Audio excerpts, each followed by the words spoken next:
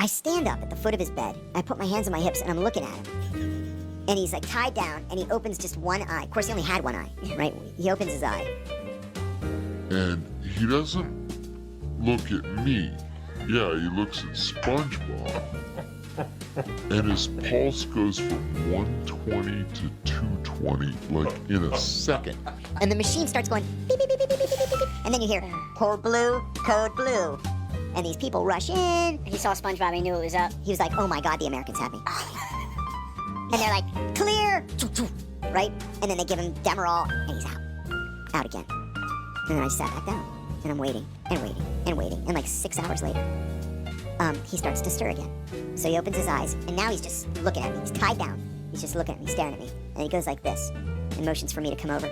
So I go next to him, and I moved his oxygen mask off of his mouth, and I said, Shuismek, what is your name? And he shakes his head. So I said again, Shuismek. And then he says to me in English, I will not speak to you in God's language. And I said, that's okay, Abu Zubaydah, we know who you are. And then he starts crying, and he says, please, brother, kill me. Take the pillow and kill me. And I said, no, nobody's gonna kill you. I said, you're gonna get the best medical care that the American government can provide.